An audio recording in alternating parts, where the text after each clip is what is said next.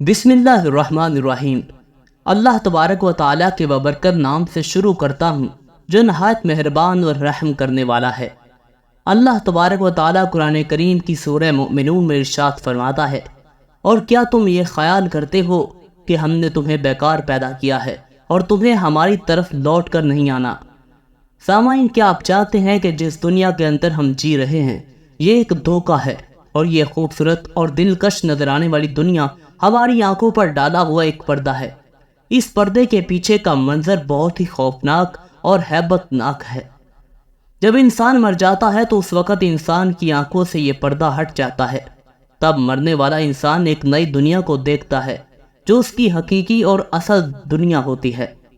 اس کے اندر کوئی شک نہیں کہ ہر انسان کو اس خوبصورت نظر آنے والی دنیا کو چھوڑ کر اپنی حقیقی دنیا کی طرف ضرور جانا ہے۔ اس دنیا میں داخل ہونے کے بعد کبھی بھی انسان اس دنیا میں لوٹ کر نہیں آئے گا۔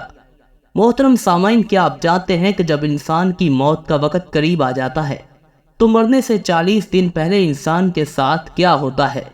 مرنے سے 40 دن پہلے فرشتے اس مرنے والے انسان کے بارے میں کیا کہتے ہیں، اور آسمان پر انسان کی موت کا فیصلہ کس طرح کیا جاتا ہے، اور روح نکالنے والے فرشتے انسان کے پاس آ کر کیا کہتے ہیں؟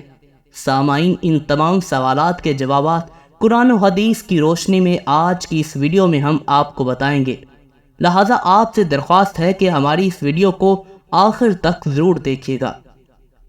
سامعین، اللہ تبارک و تعالیٰ نے قرآن کریم میں انسان کی تخلیق کا مقصد بیان فرما دیا کہ ہم نے انسان کو صرف اور صرف اپنی عبادت کے لیے پیدا کیا، اور ساتھ ہی اللہ تبارک و تعالیٰ نے انسان کی موت کی گھنٹی بھی بجا دی کہ ہر انسان کو مرنے کے بعد ہماری ہی طرف لوٹنا ہے اور اپنے اعمال کا بدلہ لینا ہے۔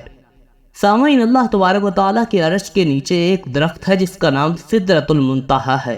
یہ درخت کتنا بڑا ہے اس کا اندازہ اس بات سے بخوبی لگایا جا سکتا ہے کہ اللہ تبارک و تعالیٰ نے اس کائنات کے اندر انسانوں اور انسانوں کے علاوہ جتنی بھی مخلوقات کو پیدا کیا ہے ان کی تعداد کے برابر ہے، اور ان کی گنتی کے برابر اس درخت کے پتے ہیں، اور ہر ایک پتے پر ہر ایک انسان اور جاندار کا نام تحریر ہے۔ محترم سامعین، روایات میں آتا ہے کہ جب انسان کی موت کا وقت قریب آ جاتا ہے اور اس کی عمر ختم ہو جاتی ہے اور انسان کی موت واقع ہونے میں 40 دن باقی رہ جاتے ہیں، تو اس وقت حضرت اسرائیل علیہ السلام کے سامنے اس درخت کا ایک پتا گر جاتا ہے۔ اس پتے پر اس بندے کا نام تحریر ہوتا ہے جس کی موت واقع ہونے والی ہوتی ہے۔ اس طرح جب سدرۃ المنتہا سے جس انسان کے نام کا پتا گر جاتا ہے اس وقت آسمان کے تمام فرشتے اس شخص کو مردہ کہنا شروع ہو جاتے ہیں، اور وہ مرنے سے 40 دن پہلے فرشتوں کی کتاب میں مردہ لکھ دیا جاتا ہے۔ محترم سامعین، اس طرح وہ انسان جس کے نام کا پتا گر چکا ہوتا ہے وہ دنیا میں 40 دن تک زندہ رہتا ہے، اور جب اس کی زندگی کے 40 دن پورے ہو جاتے ہیں تو موت کے فرشتے حضرت اسرائیل علیہ السلام اس کے پاس آتے ہیں اور اس شخص کے سامنے آ کر بیٹھ جاتے ہیں۔ اس وقت بندہ اپنی بیماری کی تکلیف میں ہوتا ہے۔ جب وہ حضرت اسرائیل علیہ السلام کو دیکھتا ہے تو ان کو دیکھ کر گھبرا جاتا ہے اور ان سے پوچھنے لگتا ہے کہ آپ کون ہیں؟ تو حضرت اسرائیل علیہ السلام کہتے ہیں کہ میں ملک الموت ہوں اور میں تمہاری روح قبض کرنے کے لیے آیا ہوں۔ محترم سامعین، حضرت اسرائیل علیہ السلام کی یہ بات سن کر وہ مرنے والا شخص اپنے منہ کو پھیر لیتا ہے تو اس کی آنکھیں ڈگمگا جاتی ہیں۔ اس وقت حضرت اسرائیل علیہ السلام اس مرنے والے شخص سے فرماتے ہیں کہ کیا تو مجھ کو نہیں جانتا؟ میں وہ ہوں جس نے تیری اولاد کی اور تیرے ماں باپ کی روح کو قبض کیا، اور آج وہ وقت بھی آ گیا ہے جب میں تیری روح کو قبض کروں گا، اور تو اپنی اولاد اور اپنے عزیز و اقارب کو دیکھ لے گا جو تجھ سے پہلے موت کا مزہ چکھ چکے۔ میں وہ موت ہوں جو تجھ سے پہلے اگلے لوگوں کو فنا کر چکا ہوں، جبکہ وہ لوگ تجھ سے زیادہ مالدار اور قوت اور طاقت کے مالک تھے۔ اس کے بعد حضرت اسرائیل علیہ السلام اس مرنے والے شخص سے پوچھتے ہیں کہ تم نے دنیا کو کیسا پایا؟ تو مرنے والا شخص کہے گا کہ میں نے دنیا کو بے وفا، دھوکے باز اور مکار پایا۔ اس کے بعد اللہ تبارک و تعالیٰ کے حکم سے دنیا اس شخص کے پاس آئے گی اور اس مرنے والے شخص سے کہے گی کہ اے نافرمان، تو نے اپنے رب کی کس قدر نافرمانی کی اور کس قدر تو نے گناہ کیے۔ تجھے بہت سارے لوگوں نے سمجھایا، نصیحت کی باتیں سنائی، لیکن تو نے کسی کی بات نہ مانی۔ تو یہ سمجھتا رہا کہ میں اس دنیا میں ہمیشہ کے لیے رہوں گا اور مجھے موت نہیں آنی۔ اس کے بعد وہ دنیا جس سے انسان ساری زندگی محبت کرتا رہا اور اپنی آخرت کو چھوڑ کر گناہوں کے اندر مبتلا رہا، اس وقت وہی دنیا اس مرنے والے شخص سے کہے گی کہ میں تجھ سے اور تیرے اعمال سے بیزار ہوں۔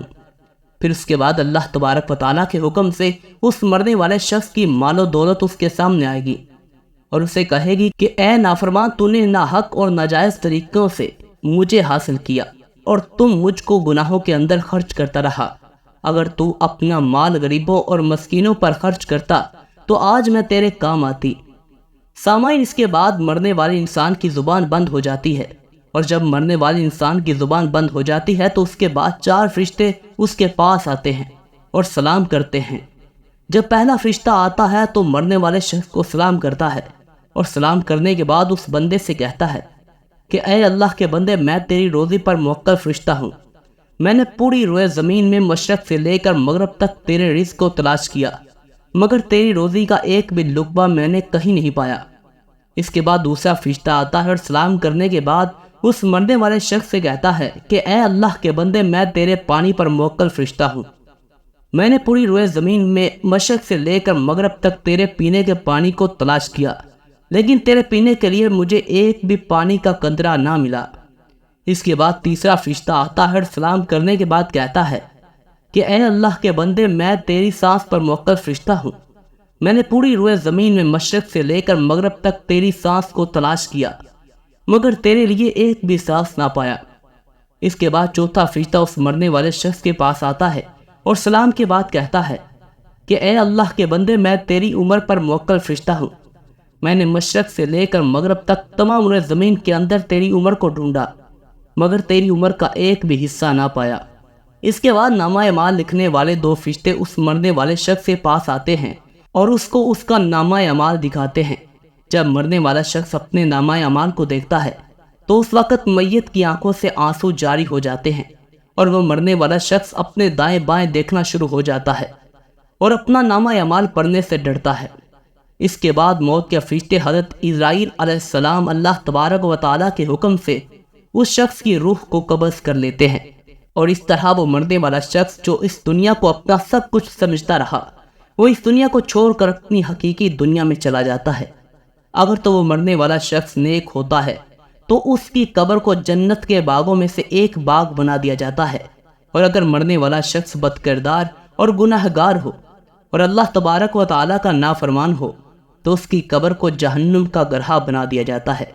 اللہ تعالیٰ سے دعا ہے کہ اللہ تبارک و تعالیٰ ہمیں نیک اعمال کرنے کی توفیق عطا فرمائے اور رسول اللہ صلی اللہ علیہ وآلہ وسلم کی محبت کے اندر جینا مرنا نصیب فرمائے۔ کمنٹ سیکشن میں آمین ضرور لکھیے گا۔